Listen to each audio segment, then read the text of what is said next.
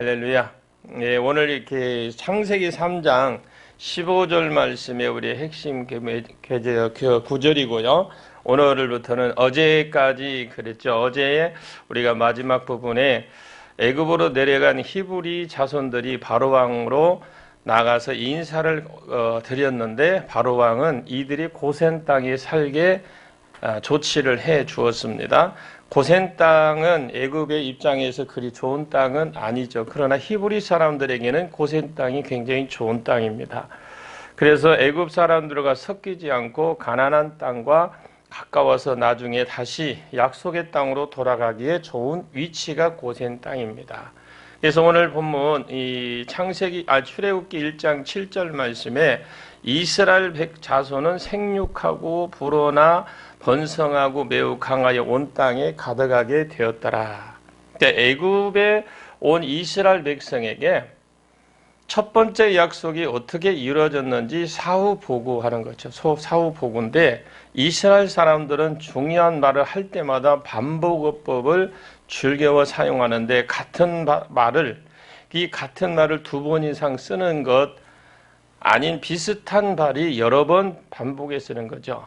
비슷한 내용을 반복해서 쓰는 중요한 단어를 할 때, 그래서 예를 들자면 우리 신약에 보면 구하라, 찾으라, 두드리라 이 말을 보면 이 말은 따로 해석하는 것이 아니라 기도하라 이 말을 강조하기 위한 비슷한 말을 반복어법을 써서 썼다라는 것을 우리가 알면 됩니다. 그래서 이런 관점을 가지고 오늘 본문 출애굽기 1장 7절 말씀은 엄청 중요한 말씀이에요.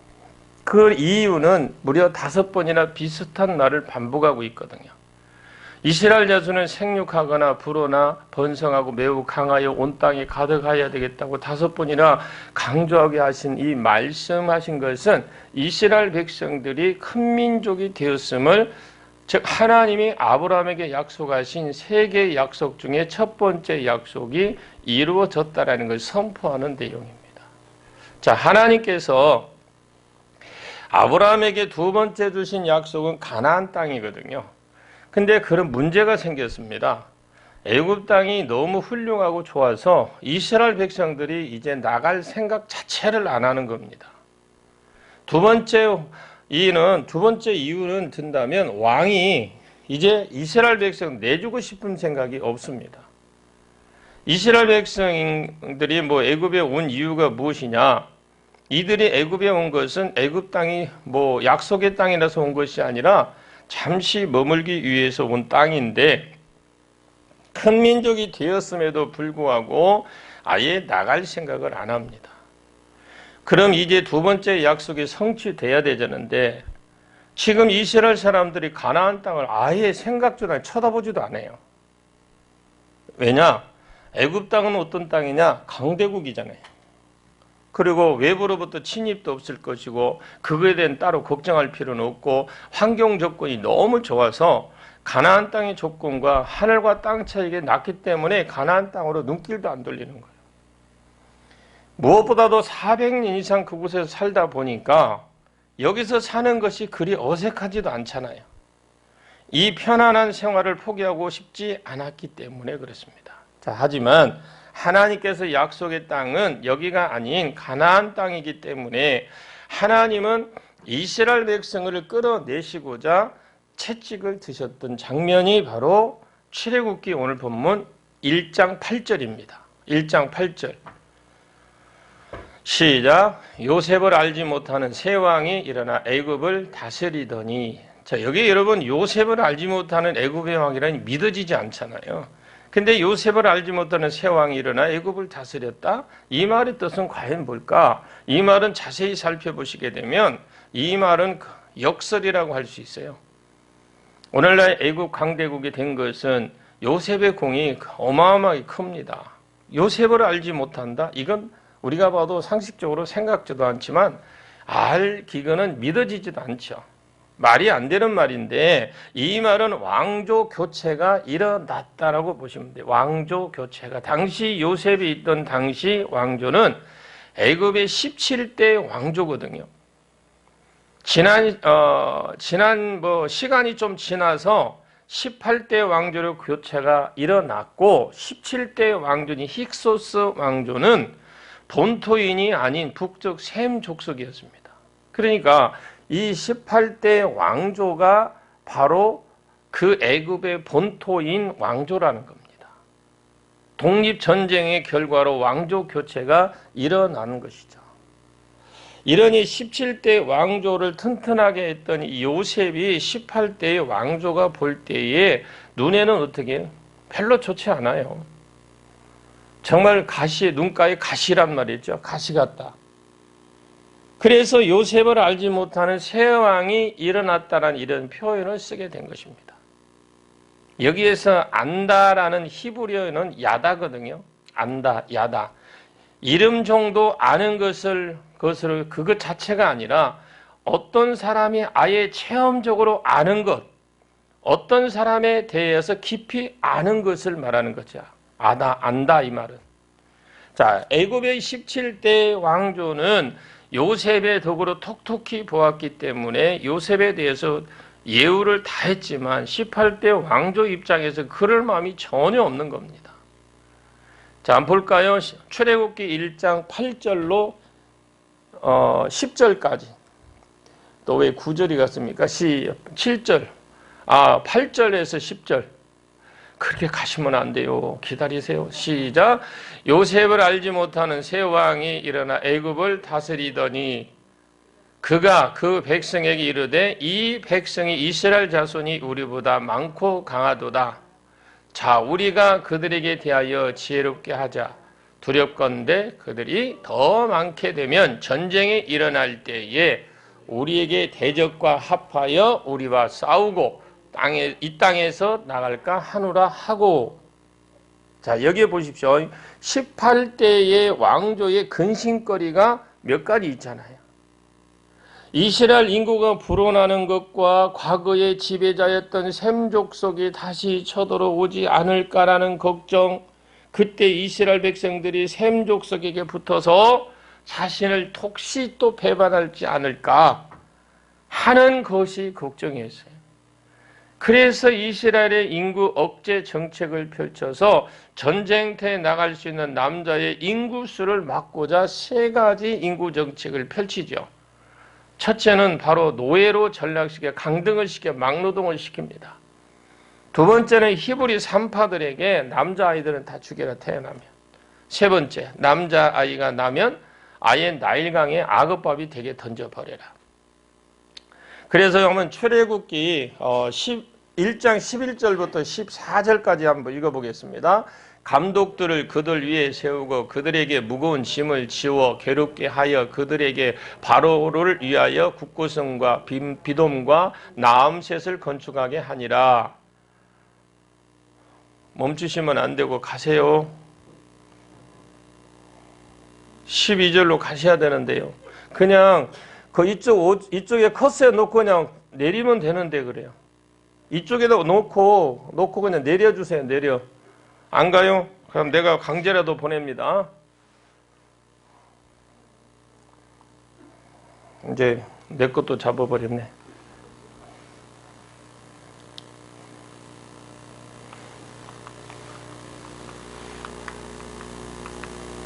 됐어요. 내가 가는 게 훨씬 빠르네. 자, 다시 읽어볼게요. 그러나 학대를 받을수록 더욱 번성하여 퍼져가니 애굽 사람이 이스라엘 자손으로 말미암아 근심하여 이스라엘 자손에게 일이 엄하게 시켜 어려운 노동으로 그들의 생활을 괴롭게 하니 곧 흙이 이기기가 벽돌 굽기와 농사의 여러 가지 일이라 그 시키는 일이 모두 엄하였더라. 상당히 지금 괴롭게 할 줄 최고의 괴롭게 했다라고 볼 수 있는데요. 첫 번째 인구 억제 정책이 바로 노예로 전락을 시킨 거거든요.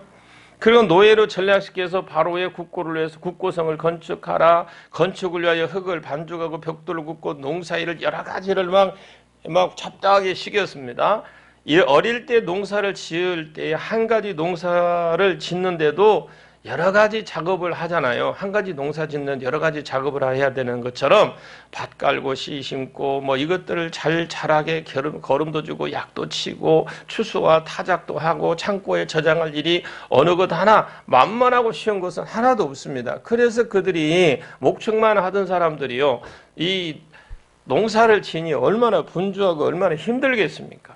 자, 그렇다면 이렇게 막노동을 마구 시키는 것과 인구 억책 정책과 무슨 상관이 있느냐? 이 백성들을 노예로 전락시켜서 노동을 많이 시키면 체력에 고갈되어 그러면 아내와 잠자리가 줄어들 것이다. 결과적으로 인구 감소할 것이라고 계산을 그들이 했던 것입니다. 또 이런 노예의 신분에 대물림하지 않기 위해서 자식들을 낳지 않을 것이다. 노예니까 노예 신분으로 자기 대물림하지 않을 것이다. 그래서 애를 안 낳을 것이다. 그런데 막상 그들이 시작을 해서 뚜껑을 열어보니까 정반대의 결과가 나옵니다. 12절을 보니까 그러나 학대를 받을수록 더욱 번성하더라. 이것이 무슨 생각인지 아니면 짐승인지 학대받으면 받을수록 더욱 번성해서 아무리 힘든 노동을 시켜도 인구가 더 늘어나더라 이거죠. 그래서 첫 번째 계획을 실패를 합니다. 그 히브리 3파를 시켜서 태어나는 아들, 그 아들을 죽여라. 그 장면이 출애굽기 1장 15절 16절인데 시작. 애굽왕이 히브리 3파 시브라라 하는 사람과 부하라는 사람에게 말하여 이르되 너희는 히브리 여인을 위하여 해산을 도울 때에 그 자리를 살펴 아들이거든 그를 죽이고 딸이거든 살려두라. 이 시브라와 부하는 모든 히브리 3파들의 대표라고 보시면 됩니다. 이들은 바로 애굽의 바로가 직접 불러서 명령하죠. 너희들이 히브리 3파들이냐? 예, 맞습니다. 그러면 이제부터 너희는 히브리 여인들이 아이를 놓게 되면 사내 아이를 놓으면 죽이고 계집아이는 살리라. 알겠느냐? 뭐 대답 한번 가세요. 예 하고 갔겠죠. 그래서 이 17절에서 20절까지 내용을 봅니다. 17절까지 가지 마시고 17절 16절, 17절. 그러면 우리 뭐 17절 찾으면 되지 뭐.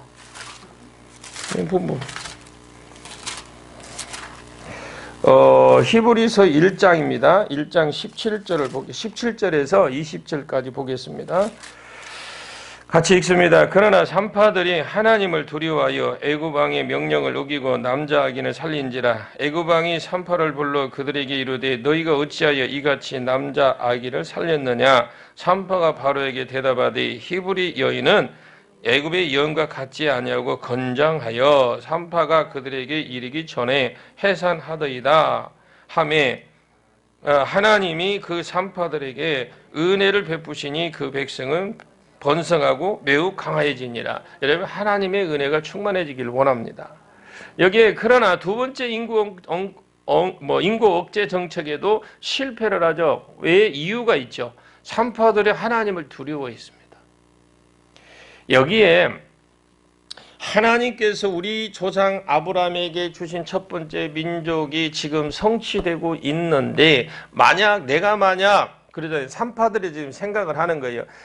하나님 우리 조상 아브라함에게 주신 첫 번째 큰 민족이 지금 성취돼 가고 있는 그런 과정 속인데 내가 만약 거기에 초를 친다면 이 초가 뭐예요? 만약에 내가 그런 바로의 왕의 말을 듣고 아이들을 죽인다면 하나님이 과연 나를 가만히 두고 계실까? 믿음이 있는 여자죠. 얼마나 믿음이 좋습니까? 이와 같이 3파들은 왕의 명령보다 하나님의 명령을 두려워했기 때문에 바로 왕의 명령이 어기고 남자아이를 살려줬죠. 그래서 하나님이 이 3파들에게 지혜를 주신 거죠. 바로 왕은 3파들의 명령에도 행동하지 않는다는 말을 듣고 시브라와 부하를 다시 불러 추궁하는 장면이 내가 사나아이를 죽이라고 명령했는데 어째서 내 명령을 너희들이 거역하냐? 그랬더니 3파들의 대답은 정말 걸작입니다. 저는 그들이 생각나서 그렇게 했다는 게 아니라 하나님 지혜를 주셨다고 봅니다. 왕이여 히브리 여자들은요 애굽 여자들과 달라서 엉덩이가 크고 막노동으로 단련된 몸이라 힘을 얼마나 센지 그 내가 진 거예요. 우리가 도착하기 전에 자기들끼리 애를 낳고 애를 젖미고 있던데요. 하나님의 지혜가 그들에게 임한 줄로 믿습니다. 그래서 이 1장 22절 저 봅시다. 시작. 그러므로 바로가 그의 모든 백성의 명령하여 이르되 아들이 태어나거든 뭐요? 너희는 그를 나일강에 던지고 딸이거든 살려두라 하였더라. 막노동을 시켜 잠자를 피하게 만들자. 히브리 산파를 시켜서 사내 아이들을 죽이자. 이 두 가지 방법은 숨어서 몰래 시행했던 인구 억제 정책이지만 이게 효과가 없자 이번에는 아예 대놓고 시행해버리잖아요. 이번에는 자기 백성들에게 명령을 합니다. 모든 사람들은, 예굽 사람들은 들어라. 앞으로 히브리 사람들에게 사내 아이가 태어나면 너희들이 직접 나일강을 찾아가서 너희들이 아이 데리고 가서 나일강에 던져도 내가 너희들에게 왜 죽였냐고 죄를 묻지 않겠다. 아예 얼굴을 철판을 깐 인구 억제 정책을 써버립니다. 지금 이 모든 일이 왜 생겼느냐 이유를 해야 하나님은 분명히 번성하고 축복하는데 왜 이런 일이 벌어졌는 걸 이유를 알아야 되잖아요. 그 이유는 첫 번째 약속이 이루어졌잖아요. 근데 이스라엘 백성들이 애굽에 나갈 생각을 하지 않은 것에 대한 하나님의 채찍이에요. 채찍. 갑자기 요셉을 알지 못하는 세왕을 일으켜서 이스라엘 백성들은 노예로 전략을 시키고 막노동을 시키고 산파를 사주해서 사내 아이를 죽이고 하다 안 되니까 내 아이를 사내 아이를 그냥 악어밥되도록 나일강에 던져버리라. 이 정책으로 인해 히브리 사람들은 그때부터 울부짖기로 인해서 완전히 어떻게 지 새끼가 다 죽어 어떻게 해요? 노면 다 없어진 남자애들 다 죽으니까 어때? 그때부터 이스라엘 히브리 사람들에게 그 가정마다 애 놓는 집마다 초상집이 된 거예요. 아예 그런 분위기가 뭐 계속 일어날 거 아닙니까? 자, 그래서 출애굽기 1장 23절 25절을 봅니다. 시작. 여러 해 후에 애굽 왕은 죽었고 그 이스라엘 자손은 고된 노동으로 말미암아 탄식하며 부르짖으니 그 고된 노동으로 말미암아 부르짖는 소리가 하나님께 상달된지라. 하나님이 그들의 소리를 들으시고 하나님이 아브라함과 이삭과 야곱에게 세운 그의 언약을 기억하사. 근데 한 절 더 갔으면 참 좋겠는데 시작. 하나님이 이스라엘 자손을 돌보셨고 하나님이 그들을 기억하셨더라. 자, 그러면 뭐냐? 이러한 상황 속에서 이스라엘 백성들은 그야말로 울부짖으며 이제 기도를 합니다. 하나님, 우리를 이곳에서 어떻게 건져 주옵소서. 이제 하나님께서 가라고 하시니 어디든지 갈 것이니 우리를 애굽에서 좀 꺼내 주세요. 하나님께 이 기도를 들으시고 아브라함과 이삭과 야곱에게 세운 그 언약에 기억하신 줄로 믿습니다. 아브라함과 이삭과 야곱 세운 언약 과연 뭘까요? 큰 민족을 이루어 주시겠다고 약속을 했습니다. 가나안 땅에 너와 내 자손이 예수 그리스도에게 주겠다고 약속했습니다. 천하 만민이 내 자손으로 말미암아 복을 받는 곳으로 돌아오겠다고 약속을 해 주셨습니다. 세 가지 약속을 주셨어요. 그런데 첫 번째 약속은 이미 성취되었고 이제 두 번째 약속을 성취할 시간이 됐잖아요. 내가 내 산 가운데 큰 풍파가 일어나는 것은, 그러니까 내 산 가운데 어떤 큰 풍파가 일어나는 것은 세상의 어떤 것을 끊어버리라는 하나님의 신호인 줄 보십시오. 그때 주께서 오시라고 하면 미련 없이 내 고향으로 돌아가겠다라는 것입니다. 자, 애굽에서 전혀 나올 생각이 없던 이스라엘 백성들이 여러 가지 어려운 일들이 겹쳐서 생기니까 자기들 입으로 이제 이곳에서 건져 주시면 어디든지 가겠다고 이제 고백을 하죠. 이렇게 해서 첫 번째 문제를 해결했어요. 이제 안 가려고 생각지도 않은 사람들이 자기들이 가겠다고 해서 이제 첫 번째 문제는 해결됐습니다. 그런데 문제는 뭐예요? 이제 두 번째 문제는 뭐예요? 바로왕이 이제 안 보내려고 그래.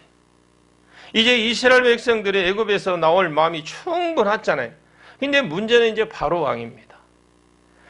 바로왕은 아쉽게도 절대로 보내고 싶은 마음이 먼지털만큼도 없어요.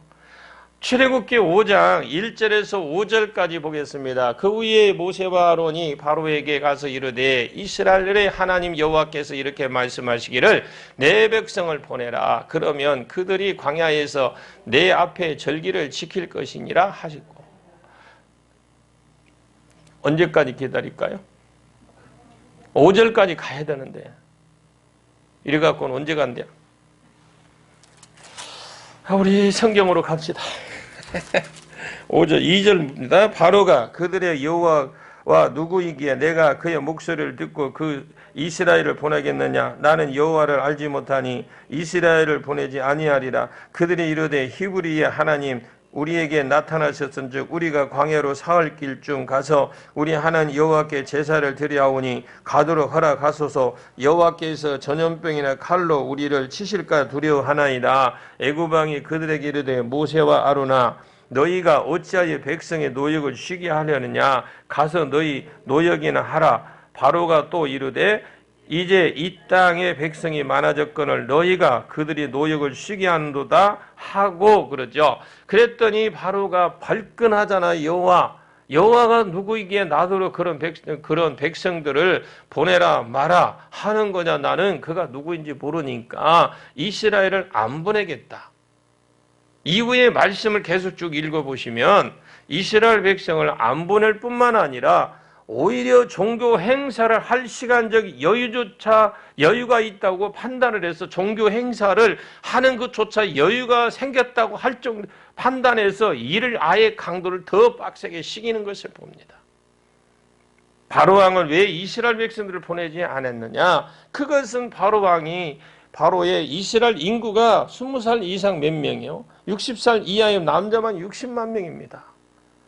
여자와 기타 부분을 합치면 200만이 넘는 공짜 인력인데 이걸 보내겠느냐라는 거예요. 이런 이유로 못 보낸다라는 건데 그 못 보낸다고 해서 결국 바로왕이 몇 대 얻어맞습니까? 10대 얻어맞죠. 10대. 크리스엔더. 계속 가면서 강한 걸 얻어맞습니다. 바로가 하나님 명령을 거절하고 무시해버리니까 하나님께서 바로에게 매를 드시는데요. 멸방 날리죠. 열방. 총 큰 거 10대를 날렸어요. 그것은 처음보다 더 나중에 더 센 강도로 그 유명한 10가지 재앙을 맞게 됩니다. 첫 번째 뭐예요? 피. 두 번째 개구리. 세 번째 이 잡아보셨어요? 나는 지난해에서 잡아봤습니다. 그래도 지난해에 잡으면서 그 나이롱 옷 그 사이에 그 재봉틀 사이에 껴있으면 호롱불에다가 지지고 그랬습니다. 근데 호롱불에 지지면 나이롱 옷은 어떻게 해요? 그놈이 불에 타면 꺼끌꺼끌해서 나중에는 그것 때문에 힘들고 그랬어요. 이 재앙이 오죠. 그리고 그 다음에 파리, 그 다음에 가축 전염병, 그리고 악성 뭐예요? 종기. 악성 종기라고 하는데 악성 종기. 그 악성 종기. 그리고 난 뒤에 뭐예요? 우박. 그리고 메뚜기. 그리고 마지막 우리가 9번째 뭐죠? 흑암. 그리고 열 번째 장자의 죽음인데요. 이 마지막 장자의 죽음인데 그렇다면 무엇으로 실행을 했나? 이 부분에 좀 알고 넘어가는 게 좋습니다. 전염병으로 죽였습니다. 그 애굽에서 장자 죽일 때 전염병으로 죽였어요. 시편 78편 50절 볼까요? 시작. 그는 진노로 길을 닦으사 그들의 목숨이 죽음을 면하지 못하게 하시고 그들의 생명을 전염병을 붙였으며. 그리고 아모스 4장 10절 말씀. 내가 너희 중에 전염병을 보내기를 애굽에서 한 것처럼 하였으며 칼로 너희의 청년을 죽였으며 너희 말들을 노력하게 하며 너의 진영의 악취로 코를 찌르게 하였으나 너희가 내게로 돌아오지 아니하였으니라. 여호와의 말씀이니. 그래서 우리가 근거적으로 보면 애굽에서 한 것처럼 그랬잖아요. 그래서 거기에 전염병이라고 보시면 되고요. 그리고 애굽 사람의 장자를 치실 때에 전염병으로 치셨다. 전염병이 돌았는데 정확하게 장자인 사람들에게만 죽었다라는 것이 하나님의 심판이라는 걸 정확하게 표시가 돼요. 이처럼 10가지 재앙으로 애굽에 나타나시는데 강도가 점차 세지면서 그야말로 10번째까지 바로가 당하니까 바로가 그제서야 정신을 차리고 무조건 항복하고 이스라엘 백성을 내주었습니다. 그래서 출애굽기 13장 17절이죠. 17절 18절까지 시작. 바로가 백성을 보낸 후에 블레셋 사람의 땅의 길을 가까울지라도 하나님이 그들을 그 길로 인도하지 아니하셨으니 이는 하나님이 말씀하시기를 이 백성의 전쟁을 하게 되면 마음을 돌이켜 애굽으로 돌아갈까 하셨습니다.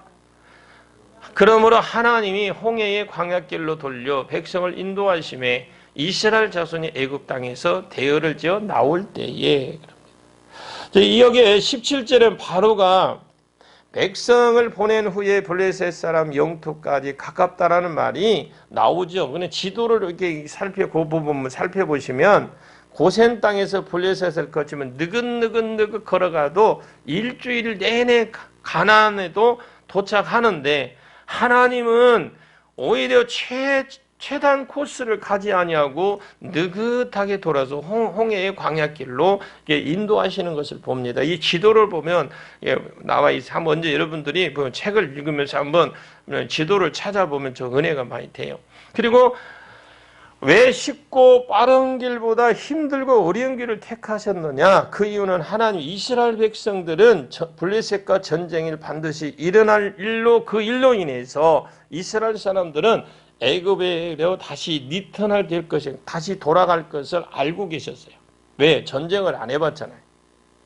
당시 이스라엘은 초강대국이었던 애굽을 손가락도 대지 않고 애굽을 쓰러뜨렸지만 이것은 하나님이 함께 하셨기 때문에 가능했습니다. 여러분, 우리가 아무리 크고 아무리 무너질 것 같지 않고 도저히 해낼 수 없는 것 같아도 하나님이 내 안에 개입하시면 아무것도 아니에요. 여러분, 거기에, 그래서 하나님을 알아야 돼. 그분이 어떤 분인지만 정확하게 알면 우리는 그분이 하실 수 있도록 우리는 살면 돼요. 하지만 이스라엘 백성은 전쟁의 경험이 없기 때문에 전쟁이 발생하면 겁을 먹고 바로 애굽으로 돌아갈 것을 하나님이 알고 계셔서 홍해를 지나 시내산으로 돌아가는 방향길을 잡았던 겁니다. 이스라엘이 블레셋을 이길 수 있을까요? 못 이길까요? 이길까요? 근데 하나님이 함께 하신다면 블레셋 그것뿐만 아니라 그야말로 식후에 땡이지겠지만 문제는 이스라엘의 상태는 확고한 믿음이 없잖아요. 여러분, 하나님을 알아야 된다는 것은 야곱이 그랬잖아요. 야곱이 하나님에 대한 확신을 가졌을 때에 아이가 생겼어요. 확신이 있을 때에 하나님이 역사가 일어나요. 그래서 우리가 주일날 예배 드리면서 목사님들 설교하는 거 대충 듣고 그냥 아멘을 하는 걸 그쳐서는 안 돼요. 확신을, 그분이 어떻게 역사하시고 어떻게 일하시는지를 내가 확신을 가지고 한 주간 살아가는 거예요. 그런데 어떻게 해요?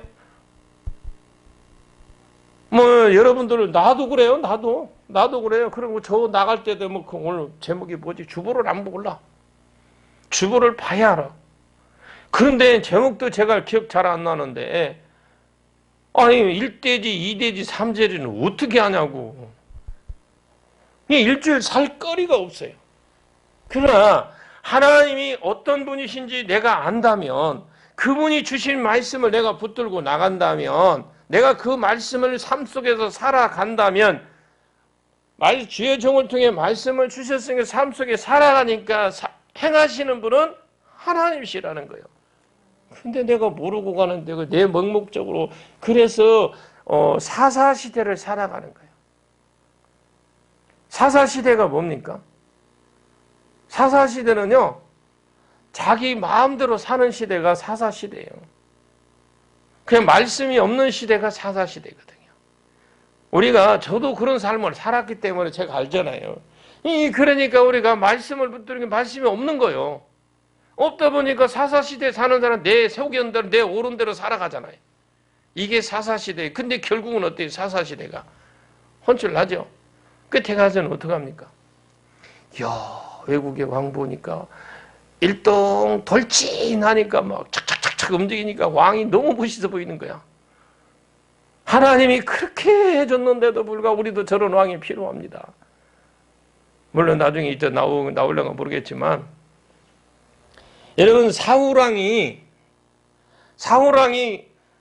그냥 하나님 은혜로 세웠습니까? 아니면 이스라엘 백성들 벌로 세운 왕이냐?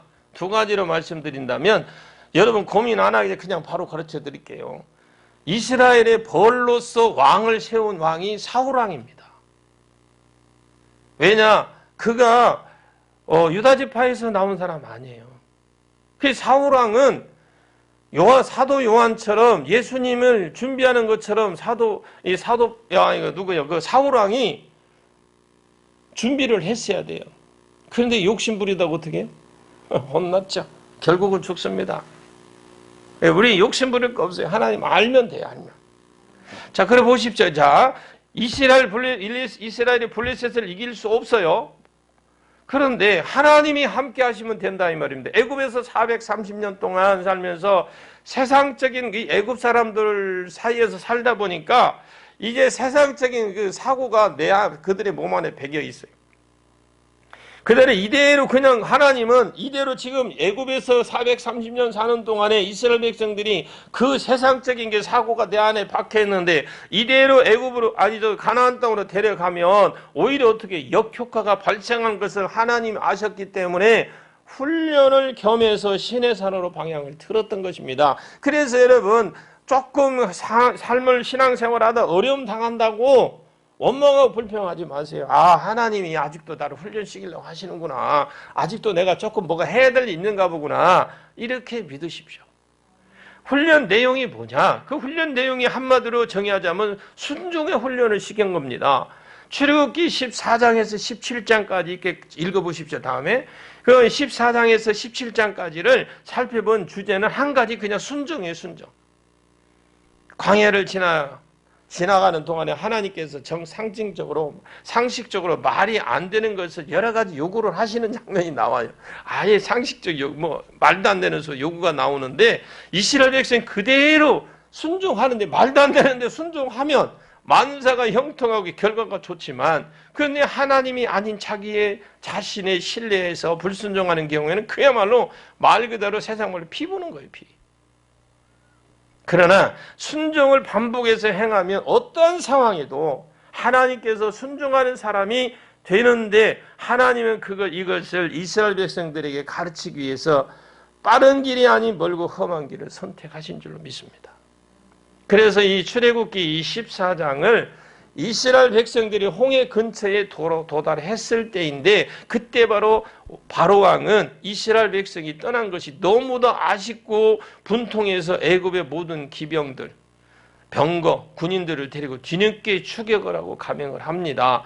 이스라엘 백성이 홍해에 왔을 때에는요, 앞에는 홍해바다, 뒤에는 애굽의 병거, 군대가 있었죠. 이러한 절망적인 상황에서 우리는 이 부분을 여러분 그곳에가 그냥 이렇게 하셨구나 하고 그냥 알고 넘어가지 마시고, 우리는 거기서 잠시 멈춰보세요. 읽다가도 거기에서 멈춰서 애굽과 이스라엘 백성 사이에 어떤 일이 벌어지는지 좀 하십시오. 내가 진짜 위경에 처해 있고 힘들 때에 그냥 어렵다고만 그런 생각만 하지 말고 그때에 잠시 멈추고 이때를 생각해 보시면 흑암이 존재해서 애굽 백성들의 이스라엘을 못 건드리게 하시는 하나님 역사를 봅니다. 하나님이 행하시는 일이라면, 하나님이 원하시는 길이고 하나님이 원하시는 그런 일이라면 하나님은 끝까지 간섭을 하세요. 그 상황에서 이스라엘에게 내가 애굽의 군대를 막고 있을 테니까 나무라도 주어서 뗏목을 만들어라, 이렇게 하지 않아요. 하나님은 모세에게 지팡이에 손을 들고 바다 있는 쪽으로 가래요. 그리고 내밀래요. 바다가 갈라지게 하래요. 그리고 나서 갈라진 그 바다 가운데 백성들이 걸어가라고 하시는데, 여러분 이게 말이 되는 소린가요? 하나님은 우리가 때로는요, 도저히 내가 그 말씀에 이해도 안 되고 이게 상식적으로 안 되는 경우들이 있어요. 그런데 행하십시오. 그러니까 바다가 갈라지잖아요. 이게 누구의 시험이냐면 1차적으로요, 모세의 시험이었어요. 모세가 지팡이가 든 손을 바다에 향해 폼나게 가리키는데 만약에 지팡이를 쫙 바다에 건너니 폼나게 쫙 가리켰는데 안 갈라지 봐. 쪽팔리지. 그잖아. 얼마나 쪽팔려. 이 시험이에요, 시험. 지도자들의, 목회자들의 그런 경우들이 있어요. 진짜 이거는 상식이 안 되는데 하나님이 그걸 요구하실 때 있잖아요. 근데 이거 하다가 안 되면 교인들한테 쪽팔리는 일이 있고 지금 그런 상황이 연출이 되는데 또 백성들에게 또 시험거리 하나 줘요. 시험을 하나 주는데 자, 물이 이제 고체 흉내를 내면서 완벽하게 서 있어요. 불안해서 어떻게 건너갈까요? 지금 물이 가만히 있나요? 이런 물이? 고체로 딱 서 있다면. 혹시 수족관 가보셨잖아요. 보면 어떻게 해요? 괜히 좋으면서도 뭔가 어떻게 해요? 이게 있다고 안전하게는 하는데도 조금 마음이 좀 불안한 사람들, 그 높은 중국 가면 있다며요. 그 유리로 해갖고 걷는데, 근데 어떻게 주지 않는다더만 사람들 대부분에. 그런데 지금 이스라엘 백성들의 시험이 왔어요, 지금. 하지만 둘 다 모두 순종한 걸로 믿으십시오. 여러분 순종하십시오. 이스라엘 백성들은 안전하게 홍해바다를 마른 땅으로 건너가는 놀라운 은혜 역사를 체험한 줄로 믿습니다. 최초의 여러분 수족관을 보신 분들이 이스라엘 백성들이에요. 나는 거기에서 하나 붙인다면 그 지나갈 때 거기 낙지도 있을 거고 뭐 고동도 있을 거고 막 그놈 주워다가 나가서 구워 먹고 가지 않았나 싶은 그런 생각도 들어 막. 없으니까 다행이지만은 자, 그래서 출애굽기 15장에 딱 보시면 수르 광야에 들어갔을 때에 일이 벌어집니다. 이게 한 장 한 장 보면서 보면 재밌어요. 하나님이 행하신 일들은 그 길을 11길을 가고 물이 떨어졌고 겨우 발견한 오아시스, 먹을 수 없는 짠물을 만납니다. 이게 우리예요, 우리. 그래서 그 장소 이름을 마라라고 지었고 히브리어로 쓰다라는 말이고 아랍어로는 짜다라는 말입니다. 그랬때에 모세가 하나님께 기도했죠. 하나님이 한 나무를 지시하시면서 그 나무를 물에 던져라. 물이 달아질 것이다. 이것도 참 어떻게 보면 기가 막히게 차라리 그러니 그냥 주시지 말라고 그럴까 그럴 수도 있겠지만 모세와 이스라엘 백성들은 그대로 순종합니다. 그 물은 짠물에서 단물이 되어서 이스라엘 백성이 그 물을 마시고 짐승까지 마시잖아요. 그래서 16장으로 이렇게 가보시면 이스라엘 백성들의 출애굽은 이제 딱 한 달 되었을 때에 그러다 보니까 애굽에서 가지고 온 양식이 다 거의 다 떨어지고 있을 때인데 그때 하나님께 모세에게 말합니다. 하늘에서 양식이 비같이 내릴 것이라고 하시면서 일용할 양식을 날마다 줍되 그 조건을 붙였어요. 이 날마다 줍되 한 사람당 한 오멜씩 줍고 그 주은 것을 다음 날까지 남기지 먹지 말라 그랬거든요. 그런데 어떤 사람들은 손이 컸는데 저보다 저처럼 손이 컸는지 모르겠지만 순종치 않고 허용량 이상을 주워다가 남겨두었는데 다음날 보니까 썩었어요. 벌레가 생기고 냄새가 나고 먹을 수가 없어 버리게 되고 그것을 이스라엘 백성들이 머릿속에 기억하게 됐습니다.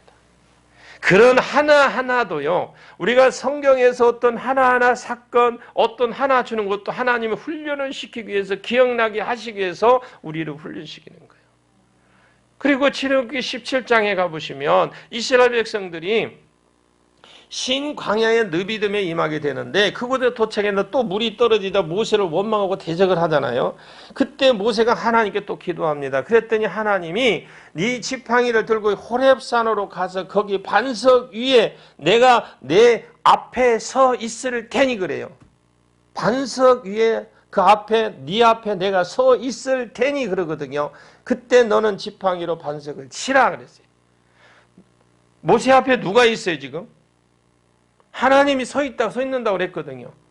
그래서 모세가 하나님 말씀대로 순종했어요. 믿음으로 쳤더니 결과께 놀랍게도 반석에서 물이 나왔습니다. 그것도 조금 나온 것이 아니라 모든 이스라엘 백성 짐승이 마실 만큼 풍부하게 먹고 남았습니다. 이게 하나님의 은혜예요. 그래서 우리의 순종의 결과가 우리 삶 속에서 계속 흘러나오는 것입니다. 그리고 17장에 보시면 이스라엘 느비dim 광야에 있을 때 아말렉이 쳐들어온 적이 있습니다. 하나님 모세에게 싸움은 여호수아에게 하고 너는 산꼭대기 올라가서 중보하래요. 여러분 중보기도의 힘이 그렇게 커요. 즉시 모세는 순종하잖아요. 아니 싸움터로 보내야 되는데 산꼭대기로 올라가래요. 그런데 모세하고 여호수아하고 완전히 반대 방향인 거예요. 그리고 여호수아가 열심히 싸우는 것과 아무런 상관없이 뭐 또 작전을 잘 세우는 것도 아니고 모세가 기도에 손만 들면 이겨. 아멘 해봐요. 그러니까 중보기도가 그만큼 힘이 있어요. 반대의 경우는 아말렉이 또 안 하면 손이 한번 내려오면 또 아말렉이 이겨. 이것을 무엇을 뜻하느냐? 기도의 손을 들 때 하나님 모든 것을 서포트해 주시지만 기도하지 않으면 하나님은 가만히 계신다. 그잖아요. 하나님 기도할 때는 아까도 그랬죠. 하나님 우리가 힘들어도 못 살겠지. 우리를 꺼내주시면 어디든지 가겠습니다. 그런데 하나님 그럴 때 서포트 해줬어요. 안 하니까. 안 할 때는 어떻게 했어요? 고생을 당하든가 말든가 그냥 구경만 하고 계시는 게 아니라 마음 아파서 지금 기다리고 계시는 거예요. 자, 그냥 가만히 계시는데 그래서 믿는 자와 믿지 않는 자의 차이는 뭐냐? 그러면 세상 사람과 믿는 사람의 차이는 뭐냐? 우리 성도들은 불신자처럼 상식을 살아가는 것이 아니라 어때요? 내가 생각이 같든 다르든 오직 하나님 말씀대로 사는 사람이 성도잖아요. 이렇게 하나님 말씀에 순종해서 살아가시게 되면 모든 것을 하나님이 책임져 주시겠지만 그렇지 않은 경우는 하나님이 그냥 세상 말로 국물도 없어 그냥.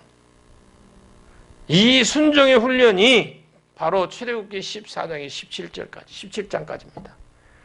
그리고 18장 넘어서 19장에 가보시면 이스라엘 백성도 시내산에 막 도착을 합니다. 그래서 우리는 한번 이렇게 그 시내산에 도착했는데 이스라엘 백성이 시내산에 도착했을 때 하나님께 받은 게 뭘까요? 이런 질문을 던지면 대부분 십계명, 성막, 설계도라고 답을 나오지만 이것은 아주 극구 아주 작은 일부분이고 크게 보면 하나님께서 그때 시내산에 모세오경을 받았어요. 대부분 시내산 받은 게 뭐냐? 그러면 십계명과 성막, 설계도를 받은 것이라고 그냥 생각해요. 그런데 더 크게 생각하면 모세오경을 받았어요. 최초의 창세기, 출애굽기, 레위기, 시내산에서 받았을 것입니다. 아담, 셋, 에노스 같은 사람들도 세월이 조금 더 가서 노아, 셈, 아르박삿 이와 같은 사람들도 아브라함, 이삭, 야곱도 그 이후에 시내산에 도착하기 이전에 모든 사람들도 성경을 몰랐잖아요. 물론 구전으로 전해오는 제사법은 존재했지만 성경은 존재하지 않았습니다. 그러다가 최초로 창세기를 접한 사람들이 모세와 함께 출애굽하여 시내산에 도착한 당시에 이스라엘 백성들인데 이들은 조상조차 경험하지 못했던 특별한 경험을 한 사람들이고 최초의 하나님의 말씀을 펼쳐서 읽고 들었던 사람들이에요. 그래서 여러분 시내산에서 가장 많이 받은 거예요. 제가 왜 이거를 하냐면 제가 초등학교 때 성경 퀴즈 하잖아요. 성경 퀴즈 하면 뭐 주냐면 연필 하나씩 줬어요. 그것이 지금 보면 아무것도 아닌데 왜 그렇게 타고 싶었는지 몰라. 그러면서 이걸 찾으려고 그런데 이 문제가 나온 거예요. 대부분은 저야 그래 십계명이요. 성막에 설계도 했어요. 근데 다 틀렸다네. 그 성경은 아무리 모세오경이라는 무슨 말도 몰랐어요. 그러면서 옆에 있던 집사님 한 분이 계세요. 하나는 모, 그리고 또 있다가 세, 좀 있다가 오, 좀 있다가 경, 그러는 거예요. 제가 얼른 알아들었어요. 아, 나를 가르쳐 주는구나. 모세오경, 저요 하고 모세오경, 그리고 그거 있죠. 노트, 옛날 제기장이라고 그랬잖아요. 그거 하나 탔어요. 그걸 잤는데 얼마나 좋았는지 몰라. 그게 저에게는 지금도 기록이 남아요. 그래서 이 모세오경이 안 잊어먹어요, 지금. 그래서 이번 성에 모세오경 하려다가 다음으로 미뤘습니다만 제가 준비되는 대로 한번 하도록 하겠습니다. 하나님의 최초에 주신 말씀이 이 모세오경을 잘 알면요, 진짜 하나님의 은혜를 깨닫게 되고 이게 모세오경은 진짜 청소년들 캠프 있죠. 청소년들 캠프에서 반드시 해줘야 돼요. 중고등부 캠프 청년들 이건 반드시 모세오경 해줘야 돼요. 그냥 여러분 가보면 청소년들 프로그램 뭐 그냥 다른 거 하는데 가면 걔들 그때는 이 막 뛰면서 찬양하잖아요. 그거하고 그 말씀에 맞춰서 해주니까 좋아. 집에 가고 나면 머릿속에 하나도 안 남아. 반드시 모세오경을 해줘야 돼요. 자, 성경을 읽고 들으면서 이들은 많은 것을 깨달았을 거잖아요. 이제 하나님께서 이렇게 천지를 만드셨구나. 사람이 마귀 때문에 그리고 하나님처럼 지어지려고 이렇게 욕심을 부리다가 죄를 지었구나. 사단이 여자가 원수가 되어서 죽이거나 넘어뜨리려고 하지만 하나님은 여자를 끝까지 남겨서 여자의 후손을 보내주시겠다고 약속하신 하나님이시구나. 가인이 아벨을 쳐 죽인 것도 여자를 끈으로 사단이 전략이구나. 등등 이 모든 것을 포함해서 깨달아진 것이 시내산이에요. 그게 모세오경입니다. 이 모든 것을 깨달았을 때 시내산에서 모세오경을 받았는데 여러분 성경을 정말 진짜 많이 읽으십시오. 그래서 성경을 좀 아셔야 내 과거도 알 수 있어요. 내가 왜 이렇게 살아야 되냐 성경을 보면 거기에서 답이 나와. 그리고 내가 지금 왜 여기에 있는지 이거에 대한 물음도 거기에서 풀립니다. 성경에서. 네, 미래도 풀리고 앞으로 나의 진로도 무엇을 하고 살 것인지 거기에서 성경에서 답이 그냥 다 나와요. 이것이 성경을 읽고 듣는 사람들에게 특별한 복이에요. 그래서 하루에 10장 이상 읽으셔야 돼요. 그럼 어제까지 못 읽었다고 죄책감 받을 거 없어요. 그냥 오늘부터 시작하면 돼 또. 민수기 아시죠? 민수기는 40년 동안 광야길을 적어놓은 게 민수기예요. 그래서 출애굽을 지나서 이스라엘이 40년 광야 생활을 총람하고 하는 것이 총람하는 게 민수기인데 민수기는 백성 민자 계수할 숫자를 사용해서 백성의 수를 기록한 책이 그리고 민수기라고 하는 백성을 기록한 책 이렇게 하면 되는데 민수기 해놨어요. 아니 왜 책의 내용이 40년 광야길인데 제목을 민수기라고 하지? 그냥 광야에서 이렇게 하면 되는데 40년 광야길이라고 하면 더 폼날 텐데 그러잖아요. 그래서 더 쉽게. 저도 그렇게 생각해 본 적이 있어요. 이 민수기 굳이 그렇게 왜 그래 40년 광야의 길 이렇게 해놓으면 참 좋겠다라는 생각 들은 적도 있어요. 근데 책의 제목이 민수기이고 그 책에서 가장 중요한 것이 뭐냐? 그걸 우리는 발견하면 민수기는 백성의 숫자가 중요해요. 이스라엘 백성들은 번성하고 축복하고 다스리잖아요. 숫자가 굉장히 중요합니다. 총 2번의 인구조사가 이루어지죠. 민수기에 보면 첫 번째 인구는 1장에서 나와요. 1장에서 출애굽에서 1, 2년 후에 시내 광야에 있을 때에 한 번 했는데 두 번째 인구는 민수기는 26장에 보면 모압 평지에 한 것으로 이때는 이스라엘 백성들이 40년 생활을 끝마치고 가나안 입성에 바로 코앞에 있을 때 한 번 했어요. 들어갈 때 마지막 때. 이 민수기 1장에서 나오는 첫 번째 인구조사가 총 몇 명이냐면 63만 3,655명이거든요. 근데 두 번째 인구는 60만 60만 1777명. 맞는 거 모르겠네. 맞나요? 맞는 거 아마 맞을 거예요. 인구가 늘어난 것이 아니라 어떻게 오히려 줄어들었어요. 그런데 하나님께서 아브라함에게 큰 민족을 만들어 주시겠다고 약속을 하셨기 때문에 이스라엘 인구는 어떻게 절대로 줄 수가 없어요. 인구가 줄었다라는 것은 민수기 내용이 과연 어떠한지 감이 잡히잖아요. 이들이 순종해서 복을 받았을까요? 불순종의 결과로 저주를 받았는 이 두 가지 중에 하나입니다. 인구가 줄었다라는 것은 흔히 우리가 애굽이 세상의 40년 광야길을 예수 믿은 후에 이 땅의 삶에 또 가나안 땅의 천국을 비유하는데 그렇다면 이스라엘 백성이 40년 광야 생활을 하는 동안 지었던 모든 죄가 오늘날 그러니까 이스라엘 백성들이 광야에서 40년 동안 있죠. 그 지은 죄가 오늘날 우리가 쉽게 범할 수 있는 죄다. 이걸 보시면 돼요. 그래서 민수기를 읽으시면서 다른 거 보시지 말고 그 숫자가 왜 줄어들었느냐. 하나님의 백성은 줄어들 수가 없어요. 그래서 그것을 40년 동안 그들이 지은 죄가 오늘날 우리가 지을 수 있는 죄들이구나, 이렇게 보시면 돼요. 이스라엘 백성들이 40년간 광야길에서 지은 죄가 크게 다 7가지가 있어요. 원망, 민수기 11장에 나옵니다. 가장 먼저 나오는 죄악은 원망이고, 가장 많이 범한 죄도 원망이거든요. 이 첫 번째 하나님 범한 죄이고, 두 번째는 어리석은 죄입니다.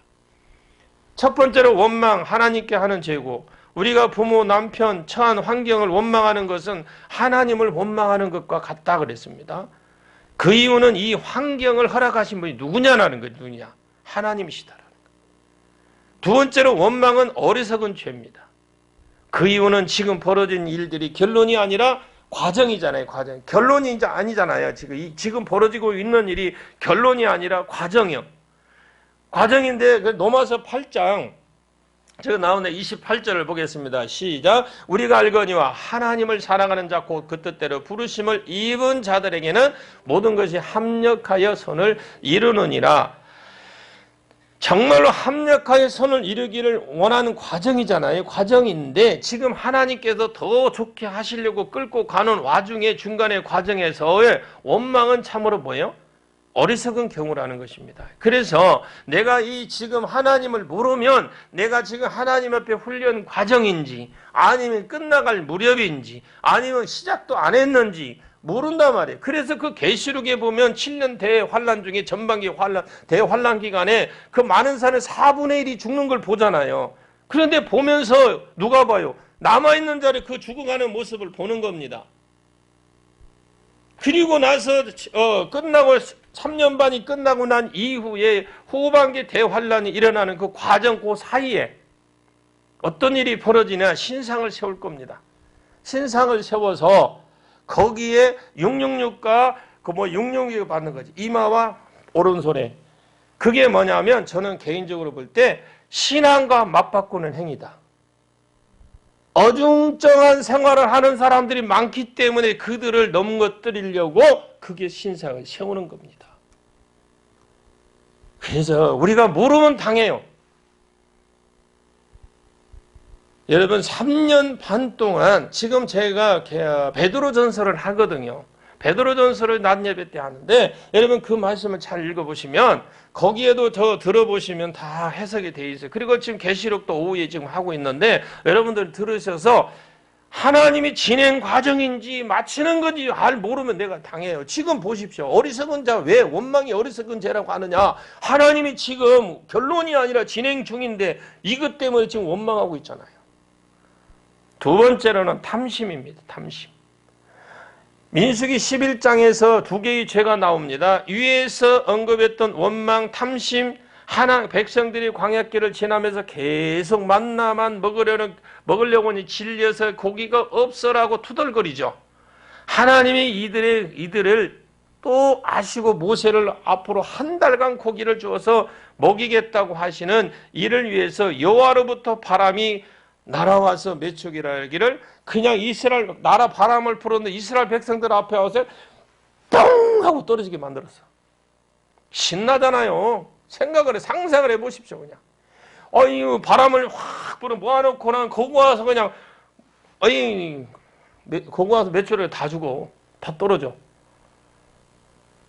한번 상상을 해보십시오. 진짜 하나님 놀래 얼마나 그거 세상이 얼마나 높습니까? 근데요, 보십시오. 그게 얼마나 많냐?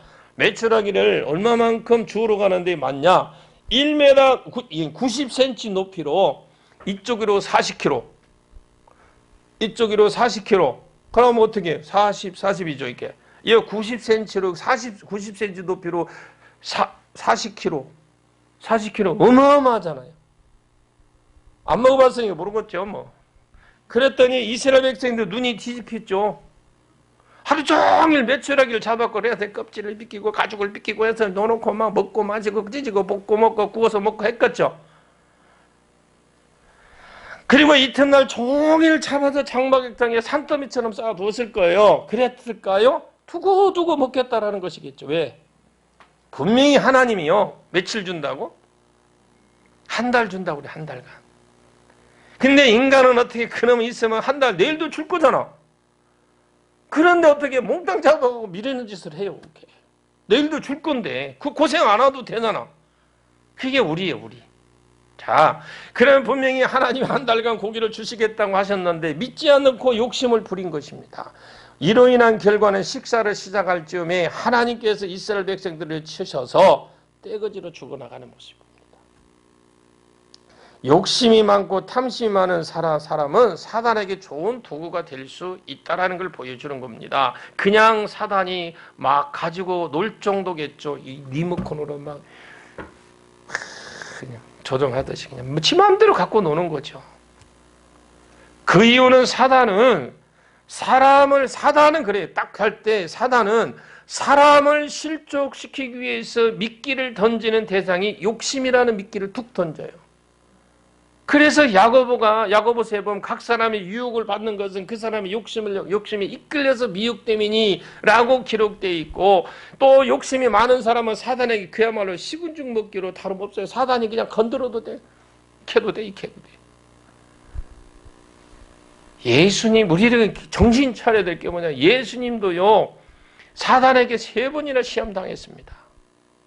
그러나 넘어가지는 않았어요. 그 이유는 예수님은 욕심이 없으셨어요. 예수님이 굳이 욕심이 있었다면 하나님의 영광에 대한 전부였겠죠. 그리고 그들이 민수기 12장에 가면 죄가 하나 나오는데 지도자를 대적하는 반역하는 경우들이 있어요. 그래서 혹시라도 교회 안에서 지도자에 대한 어떤 원망, 불평하고 짜증내고 막 그런 일, 반역하고 대적하는 일을 절대 하지 마세요. 손해날 짓은 하지 마세요. 모르니까 한다고. 모르었으면 이제 회개하고 하지 마, 앞으로. 아멘 해봐요. 좀 식구가 없다고 하지 말고, 모세가 구스 여자를 취했을 때에 이것을 미리암의 구실로 삼고 아론이 통주해서 모세를 비방하고 대적한 적이 있어요. 근데 이것이 헷갈리는 것이 시프라가 죽었으면 별 탈이 없어.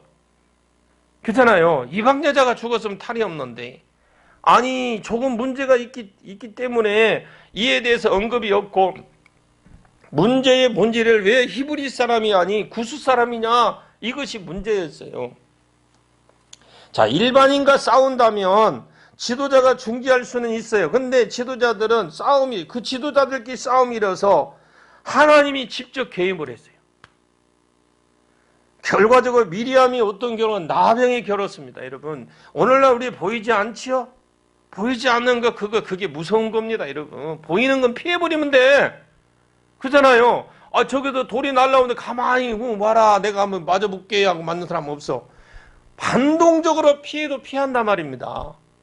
보이지 않는 데서. 근데 하나님이 개입하셨어요. 그 당시에 이 나병은 하나님이 저주이기 때문에 그 자리에서 미리암이 나병에 걸린 것은 이건 하나님의 심판을 의미하는 겁니다. 하나님이 지적적으로 하셨다고 봐야 돼요. 직접적으로. 그것이 바로 민수기 12장 8절에 나오는데, 너희가 어찌하여 내 종 모세를 비방하기를 두려워하지 아니하느냐. 모세가 잘못한 그 잘못을 개인적으로 지적할 수는 있겠지만 공개적으로 비난한 경우는 무엇이냐라니. 공개적으로, 개인적으로는 할 수는 있을지 몰라도 공개적으로 하는 건 하나님도 원치 않아요. 그리고 왜 이것을 두려워하지 않느냐라는 겁니다. 하나님 직접 추궁하시는데 이 말을 할 때 조심스럽게 하라는 말씀이라는 걸 기억하시고, 하나님은 왜 모세의 손을 들어주셨을까? 편애해서 그런 거 아닙니다. 당시 상황을 돌아가 보면 이 하나님 나라의 가장 중요한 것은 말씀이잖아요. 하나님 나라의 가장 중요한 건 말씀이고, 그 말씀이 전달되는 통로가 바로 누구예요? 모세예요. 모세의 잘못 유무를 떠나서 모세의 영적 권위가 흔들리면 하나님 나라 역사가 흔들리고 말씀의 권위가 결과적으로 무너지게 되는 결과를 맞게 하기 때문에 하나님이 직접 개입하시는 거예요. 이것을 막기 위해서 하나님이 말씀을 선포하는 자를 존중히 해주시고, 그리고 여러분들이 섬길 수 있으면 최대로 섬겨서 목회를 마음껏 할 수 있도록, 여러분 마음 놓고 할 수 있도록 해줘요. 그게 복이에요. 하나님이 그렇게 벌만 주는 하나님 아니에요. 잘해주면 또 복이 있겠죠. 그런 복이 있기를 원해요. 신앙생활이나 단체 생활을 하다 보면 상급자나 지도자들 허물이 눈에 보일 때 많아요. 앞에 가는 사람들. 무엇이 어떠고 한데 지도자는 신이 아니에요, 여러분. 리더자들은 신이 아니요. 인간인데 허물이 왜 없겠어요? 다 있지. 나보고 걸음걸이가 안 멋있대. 그래서 보지 마라 그랬어.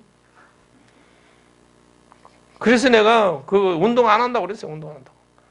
나보고 왜 뒷정 어그저거냐. 뭐 평생 그러면 태생이 그런데 어떻게 해. 그래도 걸어가서 움직여서 밥은 잘 찾아 먹어요. 그래도 할 건 다 해요. 걸음걸이가 좀 안 이뻐서 그렇지. 그러나 우리가 이것을 공개적으로 비방하고 대적하고 싸우는 것에 대해서 하나님 기뻐하지 않아요. 자, 보면 속된 말로 고래 싸움에 새우등 터진다는 말처럼 성도에게 오히려 피해가 가는 경우 절대 다수이기 때문에 오히려 지도자의 허물을 덮어주시고 중보기도 하는 것이 맞고 정 아니다 싶으면 다른 지도자를 찾아가면 되지. 그잖아요. 거기에서 그 목회자 두고 뭐 잘하니보다 할 거 없어. 정 아니다 싶으면 다른 데 찾아가면 돼. 맞는 사람 찾아가면 돼. 그잖아요. 그래서 민수기 13장에서 14장에서 이스라엘 백성들이 가데스 바네의 곳에서 각 지파에 한 사람씩 뽑아서 가나안 땅에 12명의 정탐꾼을 보낸 적이 있어요. 파송한 적이 있어요. 적지에 자세한 것에 가서 40일간 정탐하고 귀한 도구를 받고자 하는데 이 10명의 정탐꾼이 오히려 더 가나안 땅은 좋은 땅이더라. 가보니까 너무 좋더라. 우리가 대적할 수 없는 네피림 자손들을 그들이 살아서 우리는 그들을 거기에 들어갈 수 없다. 부정적인 보고를 합니다. 자, 이렇게 우리가 생각하시면 돼요. 우리가 하나님이 어떻게 우리를 위해서 쓰시고자 할 때 우리는 그 믿음으로 나갈 수 있기를 바랍니다. 근데 이들이 어떻게 해요? 참 이들을 보면 이상한 부분이 발견이 되는데 똑같은 곳을 정탐하고 왔어요. 왜 보고가 상반이 되냐? 그 답은 간단합니다. 하나님 말씀을 어디에 두느냐.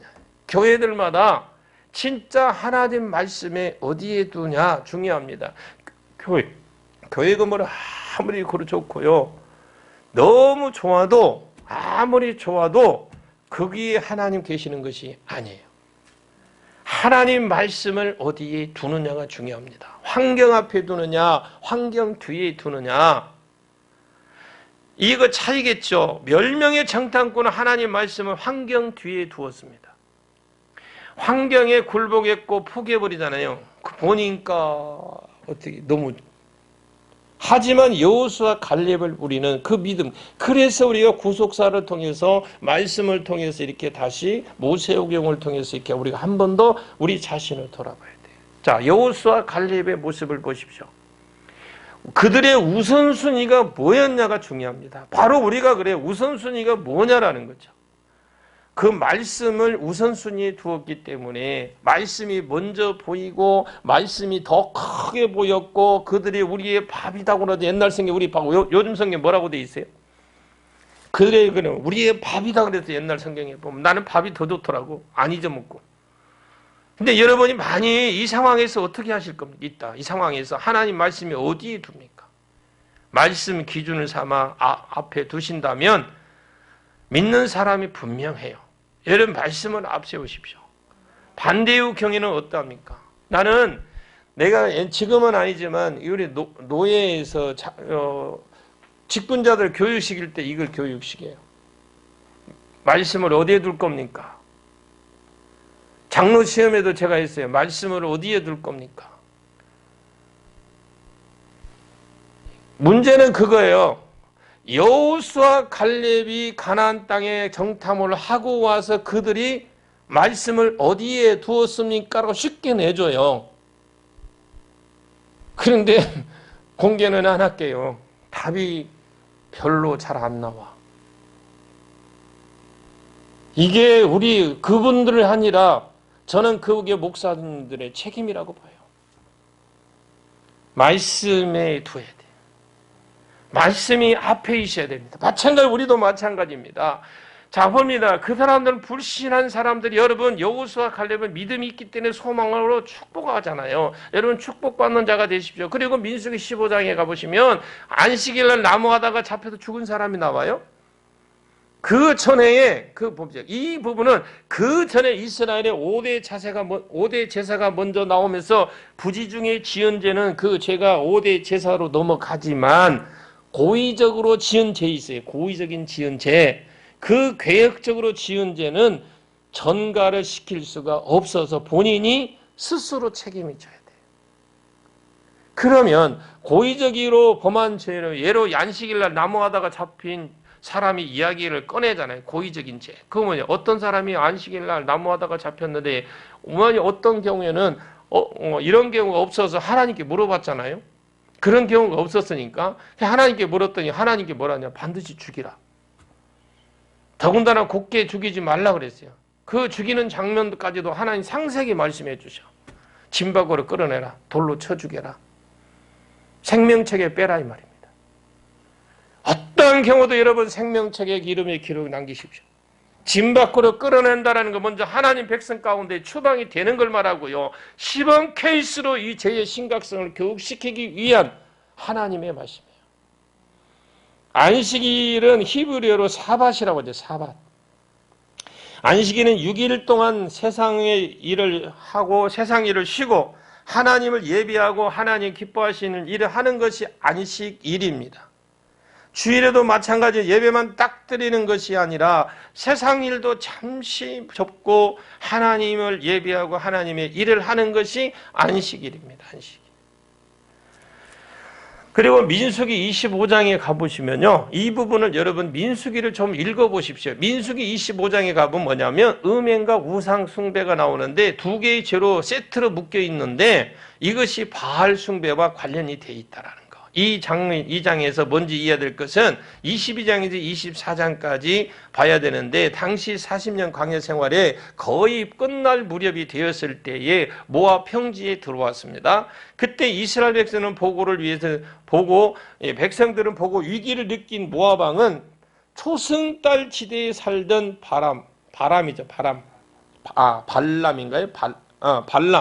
발람을 초청합니다. 그 이스라엘 백성들에게 저주를 사주했지만 발람은 오히려 성령에 취해서 4번이나 이스라엘을 축복하고 맙니다.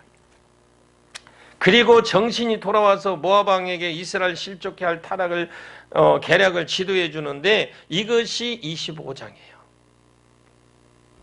25장에 여기에 넘어가서는 안 돼요.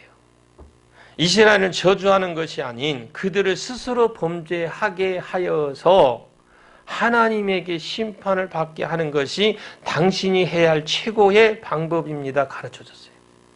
저들은 누가 하지 말라고 가서 미리 강제로 밀어치면 안 합니다. 아예 저들이 스스로 할 수 있도록 죄를 지을 수 있도록 하세요. 그랬어요. 심지어 서비스로 구체적으로 전략까지 가르쳐 주잖아요. 발람이.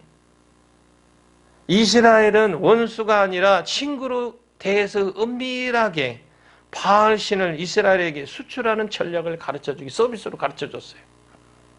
바알신은 앞에서와 마찬가지로 돈의 신, 음란의 신, 술의 신, 소유 3중 세트 가진 신이었기 때문에요.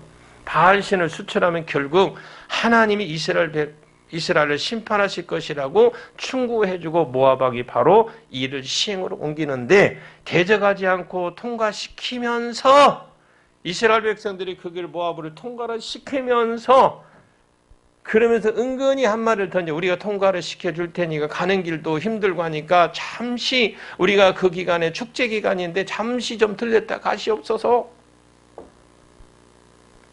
그러면서 이스라엘 백성들이 경험하지 못한 그 신세계를 보여주면서 죄의 길로 인도하고 이 전략이 100%가 아니라 200% 여러분 성공했어요. 그게 민수기 20장이에요. 25장. 자, 이 전략은 오늘 또 성공률이 굉장히 대단해요. 거의 실패의 전적이 전무한 최강의 사단의 최종 병기인데 사단이 자신이 저주로 성도를 무너뜨리는 것이 불가능한 것을 잘 인지하고 있고 자신이 목적을 이루기 위해서 성도가 스스로 범죄하게 하는 길로 인도해서 유혹을 합니다. 40년 광야길 요약하면 왜 그토록 참으셨느냐? 하나님이 40년 동안 왜 그토록 참으셨느냐? 그런 죄 7가지 죄들로 인해서 인구가 거꾸로 줄어들었다는 그런 죄로 인해서 인구가 거꾸로 줄어들었어요. 그런 죄들로 인해서. 그래서 사도행전 13장 18절 말씀에 보면 광야에서 약 40년간 그들의 소행을 참으셨다. 어떻게 참으셨을까요? 그냥 이렇게 꼭 음으로 보실게요. 몇 년? 한번 해봐요. 한번 본인들이. 애들이 잘못하고 애를 믿기면 어떻게, 어이구, 하죠. 이거 40년 했대요, 하나님. 광야에서 무려 40년이라 이스라엘 백성이 뻔뻔한 범죄를 하나님이 꾹 참으셨다라는 거예요. 이스라엘 백성에 대한 하나님의 태도를 단 한 단어로 보여주신다면 그것은 뭐요? 그냥 참으셨다라는 거예요. 자, 출애굽기와 민수기를 읽다 보시면요, 하나님께서 폭발하셔서 몇 번이나 하나님 폭발하지 몇 번이나 이스라엘 쓰러지고 한 적이 있었습니다. 예를 들어서 시내산에서 금송아지를 우상 숭배할 때에 하나님은 그들을 다 죽이고 모세로부터 시작해 새로운 나라로 한번 이루어주겠다고 해서 그때 가데스 바네아죠. 10명의 정탐꾼 경우에도 하나님의 약속을 분신할 때에 이스라엘 백성은 전원을 전염병으로 치고 모세의 자손으로 크고 강한 나라를 이루겠다고 약속도 했습니다. 고라 자손의 반역 사건, 이 경우에도 하나님의 전염병을 보내주셔서 그들을 치고자 하셨지만 모세가 그때마다 나서서 하나님의 이스라엘 백성들이 사이에서 중보를 하는 어떻게 하냐면 하나님 지금 저들을 다 죽이시면 우리가 죄를 지어서 우리는 죄를 지어서 죽어서 마땅히 죽어도 싸지만 그렇게 우리는 알고 계시지만 자세한 사정을 모르는 이방 사람들은 하나님의 능력이 부족해 도중에서 저들을 다 죽였다고 할 거 아닙니까? 만일 그럴 경우에는 하나님 체면이 어떻게 되십니까? 하나님, 당신의 이름을 위해서라도 우리를 죽으시면 안 되죠. 이게 모세의 기도라고 보시면 돼요.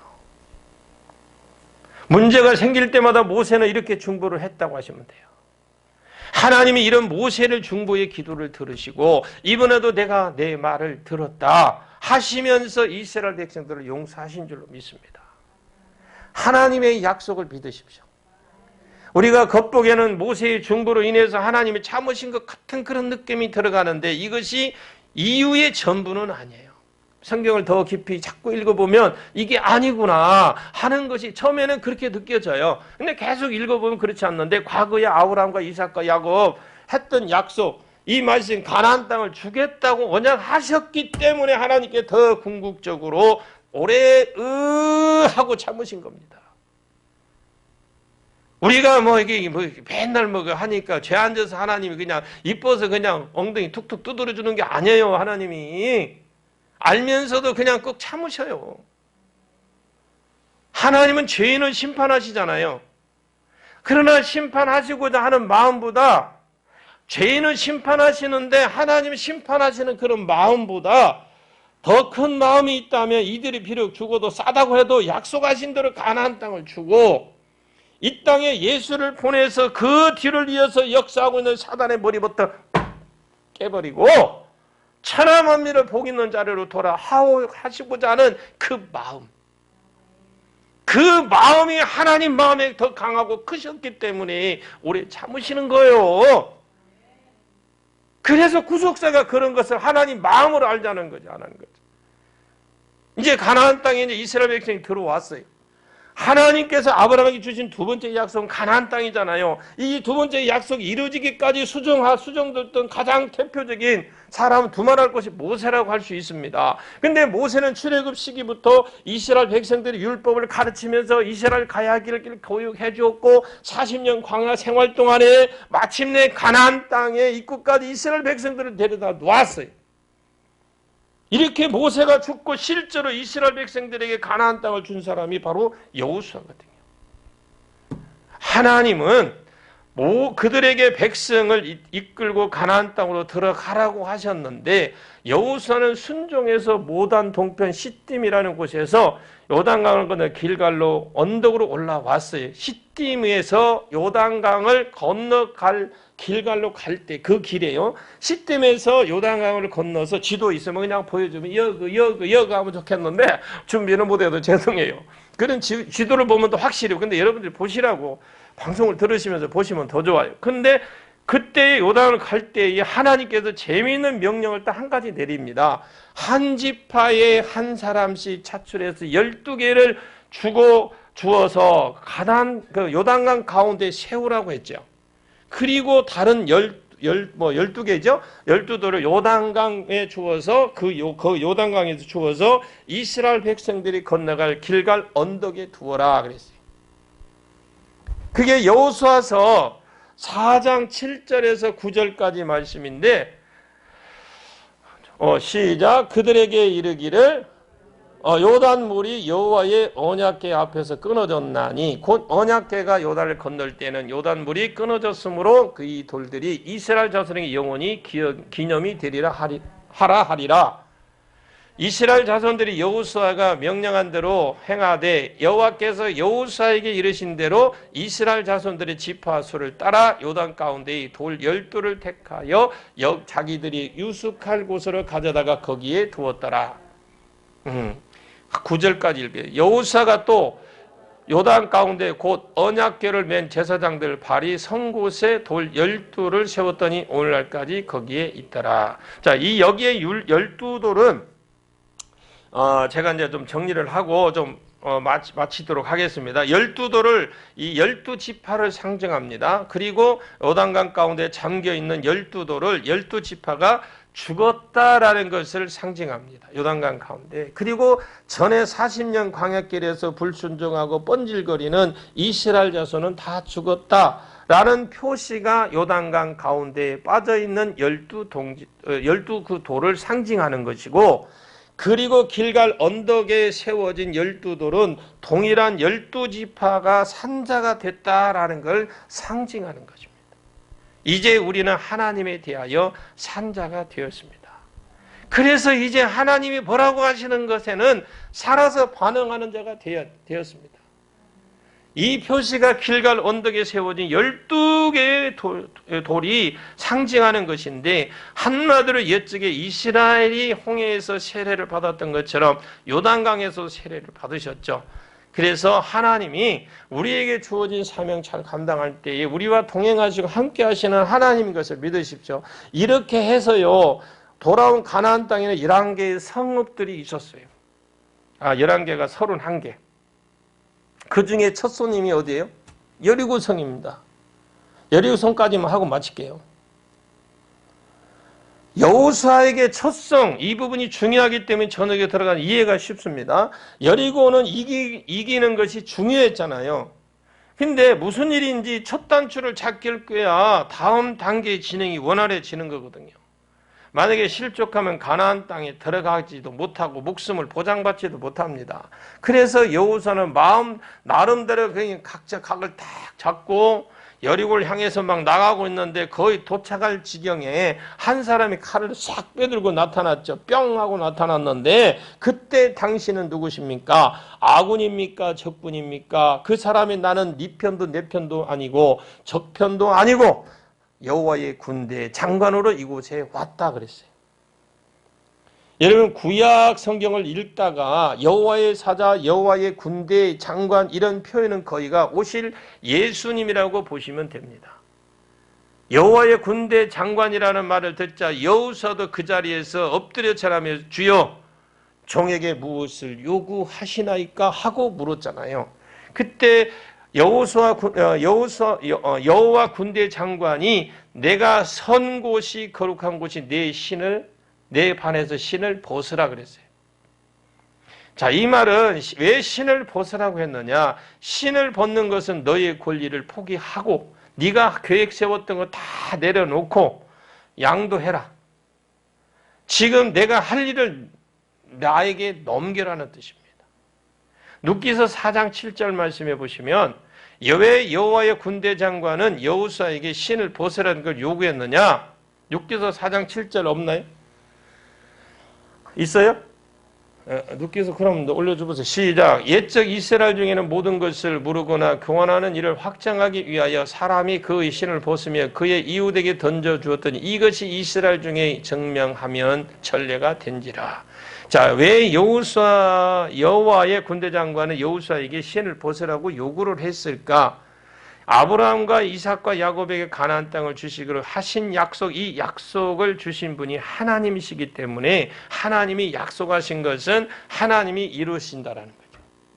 우리가요, 말씀을 읽는 중에도 그렇지만 듣는 중에도 하나님이 그 말씀이 약속을 주신 말씀은 하나님이 약속하신 것은 하나님이 행하신 줄로 믿습니다. 물론 사람을 도구로 사용하시기도 일하겠지만 그러나 사람이 하는 것이 아니라 하나님께서 친히 가나안 땅을 정복하기 위해 싸우시겠다라는 거예요. 야, 너네 이리 가라. 그럼 한 몇 놈이 올 거다. 이러면 치라. 이것이 아니라 하나님이 친히 그냥 싸워주시겠다라는 거예요.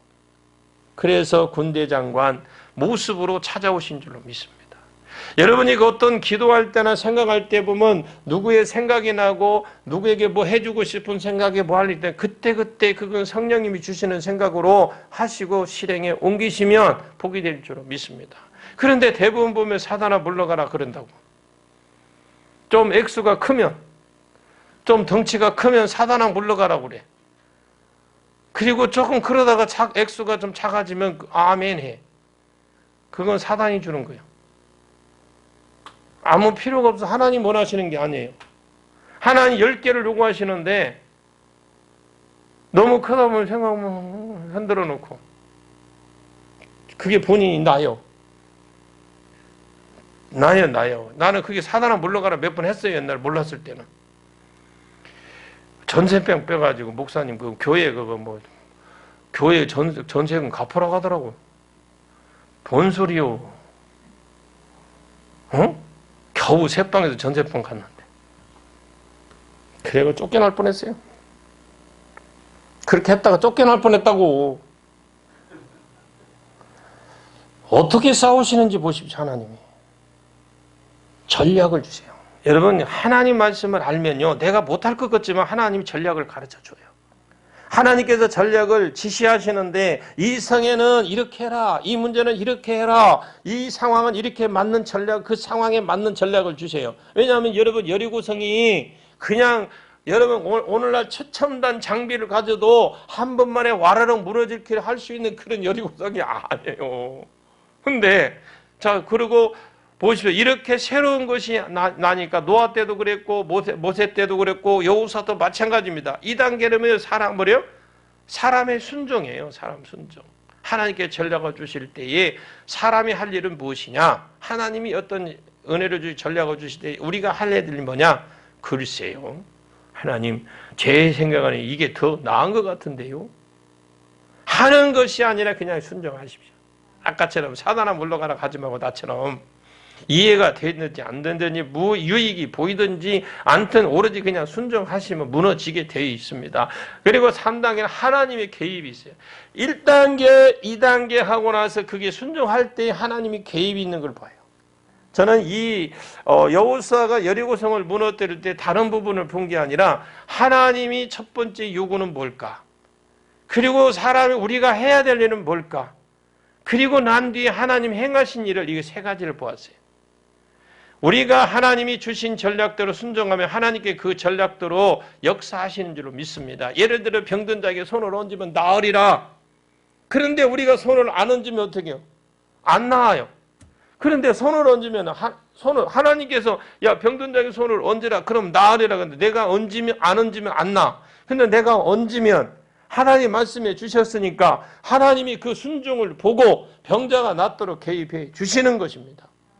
그냥 쉽게 병자를 이야기한 거예요. 돈 이야기하면 시험 들까 봐. 어떻습니까? 하나님 목과 사람의 목은 대충 구별이 되잖아요. 하나님 목, 사람의 목. 이것이 하나님과 사람이 동력하는 비결. 다른 비결이 따로 없어요.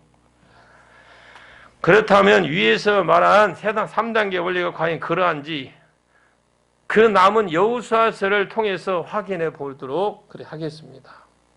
그래서 여호수아를 통해서 이제 저녁 시간에 이제 마지막에 하는데 조금 저녁 시간에 하기가 조금 빡빡해요. 그래서 내가 여러분들에게 양해를 좀 구할게요.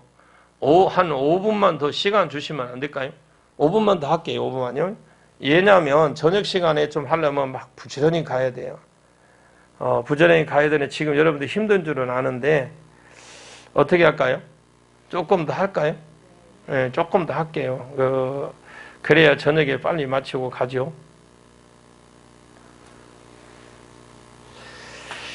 야, 여기에 우리가 조금 더 이렇게 생각을 해보는, 저는 이 구속사를 읽으며 하면서 좀 생각했던 것이, 하나님을 모르면 놓치는 게 너무 많구나. 이 하나님이 행하시려고 하는데, 이스라엘 백성들 광야에서 40년 동안 그들이 행하는 걸 보고, 하나님이 그냥 이빨을 꼭 다물고 그냥 참으실 때에, 진짜 그 마음을 헤아려 보니까, 하나님은 말씀은 알면 알수록 복이 되는구나. 내가 삶 속에서 내가 살아가는데 참 유익이 된다라는 것을 볼 수 있는데, 자, 이게 제가 지금 왜 이러고 있냐면요. 그 이유가 있습니다, 지금. 이게 또 내려갔어요. 이걸 바꾸라 하더라고요. 이거 바꿔버려야 되겠네. 이게 한참 내려가 버렸어요. 여기 이제 나왔네. 자, 여리고 성 앞에 이제 도착을 했습니다. 여호수아에 보면 여리고 성 앞에 있는데, 그런데 상대가 이게 중요해요. 여리고 성 앞에 우리 딱 도착해서 그 여리고 성 안에 있는 사람들이 어떻게 해요? 뭐 대포를 쏘던가요? 뭐 화살을 쏘던가요? 아무런 반응이 없어요. 이게 제가 그거 보고 읽으면서 깜짝 놀란 게 뭐냐면, 여리고 성 앞에 딱 적군이 들어왔는데 이 성 안에 있는 사람들이 전혀 반응이 없어요. 그때 하나님께서 그들에게 전략을 전달하십니다. 여리고 성 6일 동안 매일 한 바퀴 돌라는 것이에요. 여리고에 돌 때의 순서까지 정해놨어요. 맨 앞에 무장된 군인을 세워라. 그 다음 나팔을 든 제사장을 세워라. 그 뒤에 법궤를 맨 제사장을 세워라. 그리고 나머지 백성들은 순으로 돌아가라. 이렇게 하고 아주 순번까지 정해줘서, 그리고 6일 동안 아무 일도 하지 말고 돌다가 7일 때는 나팔과 함께 외치면 여리고가 무너질 것이다. 여러분, 이게 믿어져요? 여러분 경우에는 어떠한가는 모르겠지만, 이게 얼핏 보면 쉽다고 할 보이는데 쉽지 않아요, 여러분. 믿음이 없는 사람은 같으면 장난하냐? 이게 돈다고 박살이 말이 많을 것이고, 그 주변에 그 함께 돌면서도 야 봐라, 오늘 이틀 갔는데 이 돌 하나 떨어지지 않는다. 3일째 야 금도 안 간다. 4일째 갈 때 보니까 야 저놈들이 위에서 쳐다보고 비웃는다. 5일째 됐을 때 보면 계속 그럴 거 아니에요. 그런데도 말 한마디 안 합니다. 과연 하나님께서 싸워주신 것이다는 것이에요. 7일째 되는 날요, 여리고성이 무너졌어요. 자, 여러분, 가나안 31개 성읍이거든요. 두 번째 맞이한 성은 아이성. 여기서 우리는 교훈을 삼으셔야 됩니다. 이스라엘 백성들은 자기 생각이 여기는 내 힘으로 할 수 있겠다고 여겨서 하나님께 묻지도 안 하고 마음대로 했다가 그냥 패배를 당합니다. 이때 정신이 번쩍 들어서 차리고 다시 하나님께 기도하는, 하나님께서 또 작전 명령을 주시잖아요. 복병계를 쓰십니다. 3만의 병사를 뽑아 성읍 뒤에 매복시키고, 서편에는 5,000명을 매복시키고, 조공이 공격하다가 거짓 패배로 적을 유인해서 성문 열면 매복한 군대가 들어가서 박살을 내라. 이게 하나님 전략 주신, 우리 인생을 살아가는데 신앙생활 하는데도 하나님 전략 주시면 편해요. 여러분, 그런 것이 알려지고 열려지기를 원합니다. 그 여러분이 열어져야 여러분 주변 사람들 가르치죠. 여리고 성이 무너지고 난 뒤에 아이성도 패배하고, 심지어 기분 좋서 그냥 아예 항복을 하고, 그러자 위기감을 느낀 가나안 남부 지방의 연합군들이 이스라엘과 싸우기 전에 배신을 때린 기분을 잡아 죽이고자 할 그때에 이스라엘 소식을 들은 여호수아가 군대를 출격시키잖아요. 그때 하나님께서 이번에는 전격 작전을 명령하십니다. 하나님은 그때그때 필요할 때마다 전략을 주셔요. 당시에 이스라엘군은 본진이 어디냐면 길갈이잖아요. 길갈이 있었어요. 이것을 군사학적으로 기본까지 거리가 꽤 멀었기 때문에 남방 연합군과 속전속결 전략으로 기본 잡아 볼 때 죽이고자 했는데, 그러나 하나님은요 여기에 밤새 군대를 정군시켜서 기습작전을 펼치도록 합니다. 근데 하나님이 그렇게 밤새도록 군병들을 가게 했는데 누구 하나 지쳐서 쓰러졌다는 사람 없어요. 여러분이 하나님이 원하시는 일을 하면 어떠한 일을 해도 피곤치 않다라는 거예요. 그 여호수아서 거기에 보면 10장 9절에 10절 보면 물론 성경에 기습작전이 나오지만 밤새도록이라는 이 표현은 갑자기 그들에게 이르는 표현으로 갑자기, 그러니까 순식간에 들어가서 기습작전을 펼하는 작전입니다. 패배한 군대가 도망갈 때 우박을 내려주시잖아요. 하나님 개입하시는 걸 봅니다. 우리는 절망할 거 없어요. 한꺼번에 이길 수 있도록 하나님 싸워주신 줄은 하나님이신 줄로 믿습니다. 거기에 여리고와 아이성 그리고 남부 지방의 모든 왕들을 패배하지, 이번에는 북쪽의 두목들이 연합해서 결성을 하는 걸 보아요. 그때도 하나님 여호수아에게 그들을 인하여 두려워하지 말라 하시면서 내일 이맘때에 내가 그들을 내 손에 넘겨주겠다. 하나님의 약속이 주어졌는데 그 약속이 여러분 이 말씀을 읽을 때에 창세기나부터 시작 구약일 때 계시록을 통해서 계속 읽을 때에 하나님 음성이 들려지기를 원합니다. 그래서 하나님께 어떤 일이 있어요? 크든 작든 물어봐야 돼. 그리고 들으십시오. 대부분의 묻기는 묻는데 듣지를 안 하려고 그래. 그래서 지금 장군사 그래 뭘 구했냐 그러니까 장군사 집에 가고 없네. 그러면 안 된다니까. 대부분에 그래요. 이 말은 무슨 말이냐, 기도하다가 끝나는 바쁜데 관계 그걸 말하는 게 아니라 꾸준해라 그래. 꾸준해라. 그러면 어느 때가 하나님의 음성을 내게 들려주세요. 그 음성을 물어보시면 듣는 걸로만 거기서 그치지 말고 하나님 음성을 주시고 생각도 주시고 느낌도 주고 환상도 주고 감동도 주시거든요. 하나님 생각이 누구 이름을 딱 부를 수는 없고 입에서 막 나오는데 부를 수는 없고, 야 부르면 여러분 부르잖아요. 부르면 하나님 음성을 들렸으면 그냥 뒤에 들렸다고 하는 건 그건 하나님 음성 아니에요. 마귀의 음성일 수 커요. 내 귀에 들렸다라는 것. 그래서 어떤 사람은 귀에 들렸다고 하거든. 생생하게 들렸대. 그 마귀의 음성이 100%세. 내 생각일 수도 있고. 하나님 주시는 생각으로, 감동으로, 그리고 느낌으로, 환상으로 주십니다. 그럴 때 그래 느낌으로 하고 어떤 감동으로 주시면 하나님이 야 너 뭐 해라 그러면 하나님 그거 어떻게 할까요? 물어봐야 될 거. 언제 할까요? 물어봐야 되는데 어제쯤에 돼지 꿈꿨대야 2마리. 그리가 뭐라고 그래? 돼지는 그런 복권 사야 돼. 나 꽃감이야. 여러분 기독교에서는 돼지는 부정을 상징합니다. 잘못 그걸 봐야 돼. 돼지 꿈꿨다가 복권 사봐야 그는 차라리 가서 붕어빵 사 먹어. 훨씬 나. 아니면 피자를 사오던가 같이 먹게. 하나님이 들려주는 음성이요. 여러분 못 듣는 게 아니에요.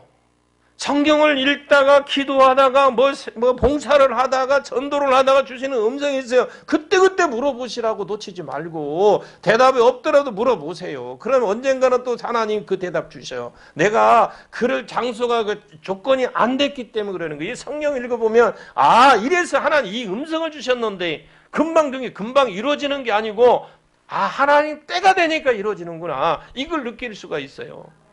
자, 그러면 가나안 땅에 여호수아가 싸움을 잘해서 차지한 땅이 아니잖아요.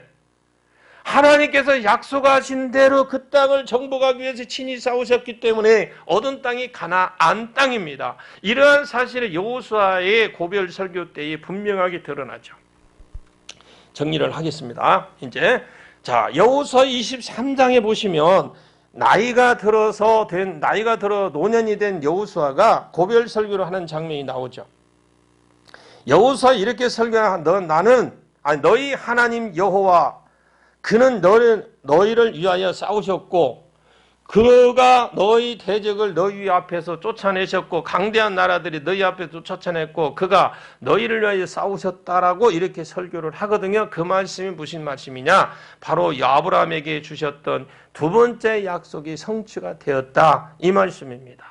자, 그러면 저녁에는요, 이 뭘 봐야 되냐? 이제 가나안 땅이 이제 성취가 됐잖아요. 그러면 세 번째 약속인 그리스도가 바로 오신다. 예수 오실 그리스도가 오시는 겁니다. 그리고 그분이 오셔서 인간의 죄의 문제를 해결을 합니다.